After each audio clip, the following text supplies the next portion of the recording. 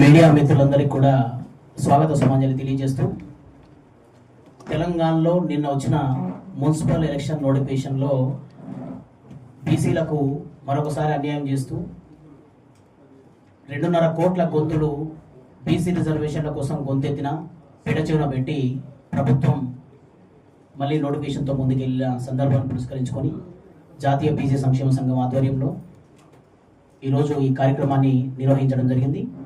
కార్యక్రమానికి ముఖ్య అతిథిగా విచ్చేసిన బీసీ జేఏసీ చైర్మన్ రాజ్యసభ సభ్యులు ఆర్ కృష్ణ గారికి, అలాగే జాతీయ working president doctor Ryaga Arun Kumar గారికి, స్టేట్ వర్కింగ్ ప్రెసిడెంట్ నీలం వెంకటేశం గారికి, అక్క అనురాధ గౌడ్ గారికి, విద్యార్థి అధ్యక్షులు సతీష్ గారికి, అలాగే బీసీ సంఘం అధ్యక్షులు రాజేంద్ర అన్న గారికి, అనంతన్న గారికి, మిగతా బీసీ సభ్యులందరికీ కూడా పేరు పేరున స్వాగత.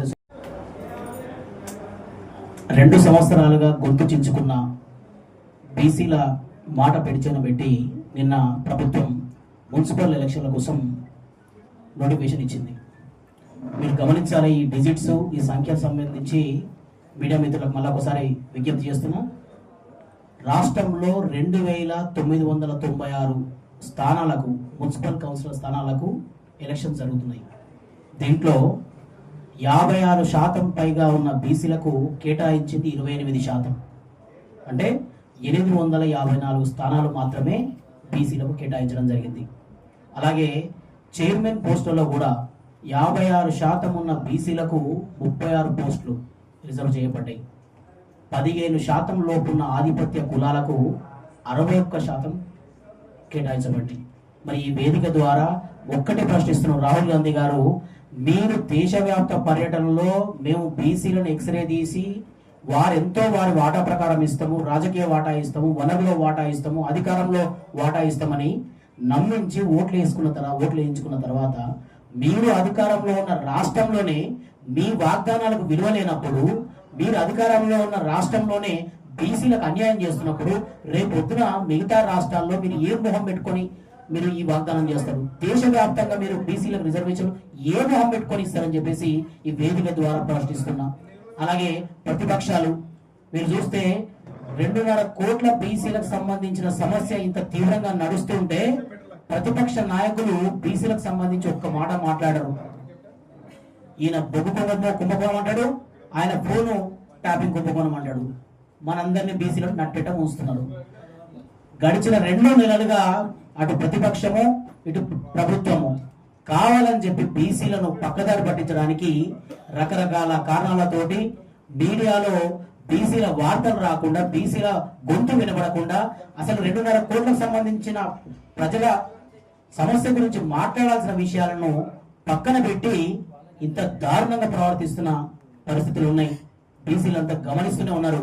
మీకు దీనికి సంబంధించిన సమాధానం గ్రామ పంచాయతీ ఎలక్షన్లో స్పష్టంగా కనపడ్డది.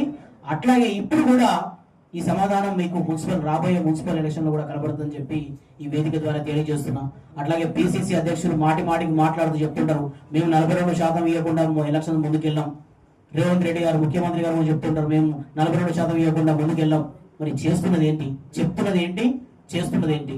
ఒక బీసీ బిడ్డ అయ్యుండి, పిసిసి అధ్యక్షుడు అయ్యుండి, కాంగ్రెస్ పార్టీకి ముందుండి నడిపిస్తున్న వ్యక్తి నోటి నుంచి వచ్చిన మాటకు, ఒక ముఖ్యమంత్రి నోటి నుంచి వచ్చిన మాటకు కూడా విలువలేని పరిస్థితుల్లో కోర్టులో కేసులు పెండింగ్ ఉండంగానే హైకోర్టులో కోర్టు ప్రత్యేకంగా ప్రస్తావించింది. కేంద్రం నుంచి వచ్చే నిధులు వెనక్కిపోతున్నాయన్న కారణంతో, డిలే అవుతుందన్న కారణంతో గ్రామ పంచాయతీ వరకు మీరు సర్పంచుల ఎలక్షన్ నిర్వహించుకోమని చెప్పింది. మీకు ఏం తొందర వచ్చిందని మున్సిపల్ ఎలక్షన్లో పోయినారు? ఏం తొందర వచ్చిందని చెప్పి ఇంత హడావిడిగా బీసీల గొంతు కోస్తూ మీరిచ్చిన వాగ్దానాలు తుంగలో తొక్కి ఎందుకు ఇవ్వాల్సిన పరిస్థితి వచ్చింది?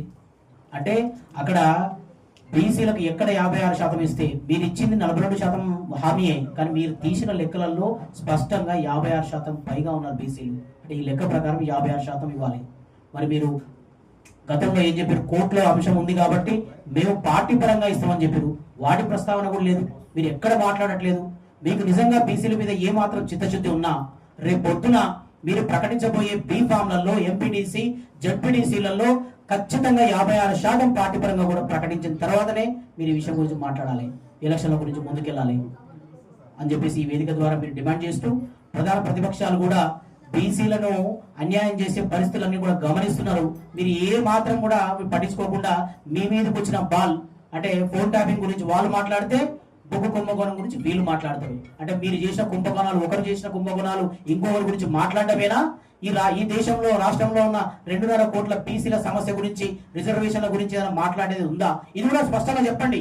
మీ వైఖరి చెప్తే ఆ వైఖరిని బట్టే బీసీలు ఎట్లా ఉండాలి, ఎటువైపు వెళ్ళాలి, ఏం వెళ్ళాలి అనేది విషయం కూడా ఎలక్షన్లో రిజల్ట్ రూపంలో మీకు తొందరలోనే చూపిస్తారని చెప్పి తెలియజేస్తూ, ప్రధాన ప్రతిపక్షాలు కూడా ఈ విషయం మీద మాట్లాడాలి. ప్రత్యేకంగా 56% రిజర్వేషన్లు పార్టీ పరంగా ఇస్తామన్నారు కాబట్టి అన్ని పార్టీలు కూడా 56% పార్టీ పరంగా ఇవ్వాలని చెప్పేసి, కోర్టులో నడుస్తున్న కేసు పైన కూడా 42% రిజర్వేషన్లు విద్య, ఉద్యోగ, రాజకీయ సంబంధ రిజర్వేషన్లు సాధించేంత వరకు కూడా ఈ పోరాటం కొనసాగుతుందని చెప్పేసి తెలియజేస్తూ సెలవు తీసుకుంటున్నాను. జై బీసీ, జై జై బీసీ. ధన్యవాదాలు అరుణ్ గారికి. ఎలక్ట్రానిక్ మిత్రులకు, మీడియా మిత్రులకు మరొకసారి విజ్ఞప్తి. గడిచిన ఒక 2-3 నెలలుగా ప్రింట్ మీడియాలో అద్భుతమైన కవరేజ్ వస్తుంది బీసీ ఉద్యమంలో. ఎలక్ట్రానిక్ మీడియాలో కొద్దిగా ఇబ్బందులు ఎదుర్కొంటున్నాం. దయచేసి మీరు కూడా మా ఉద్యమంలో భాగస్వాములే. మీ భాగస్వామ్యం లేనిది ఏ ఉద్యమాలు కూడా ముందుకెళ్ళవు. తెలంగాణ అంటేనే ఉద్యమాల గడ్డ. ఇలాంటి ఎన్నో ఉద్యమాలు విజయవంతంగా ముందుకెళ్ళాం. వాటన్నిటిలో కూడా మీ సహకారం ఉంది. మీరు లేనిది ఆ ఉద్యమాల ఫలితాలు లేవు. మరి అలాంటి పరిస్థితుల్లో ఇంత పెద్ద ఉద్యమం జరుగుతుంది బ్రహ్మాండంగా బీసీలో. మీరు ఈ బీసీ ఉద్యమంలో ఎలక్ట్రానిక్ మీడియా దయచేసి మిత్రులందరూ వాట్సాప్లు కానీ, మన ఏంటి యూట్యూబ్లలో కానీ, యూట్యూబ్ ఛానల్స్లో కానీ, ఎలక్ట్రానిక్ మీడియా కానీ ఖచ్చితంగా దయచేసి ఇంత ఇంపార్టెంట్ ఉన్న సున్నితమైన అంశము, తీవ్రమైన అంశం పైన మీరు కవరేజ్ ఇవ్వాలని చెప్పేసి మరొకసారి మీ అందరికీ పేరు పేరున విజ్ఞప్తి చేస్తూ, ఇప్పుడు బీసీజేఏసీ చైర్మన్, రాజ్యసభ సభ్యులు ఆర్ కృష్ణ గారిని మాట్లాడాల్సిందిగా కోరుతున్నాం.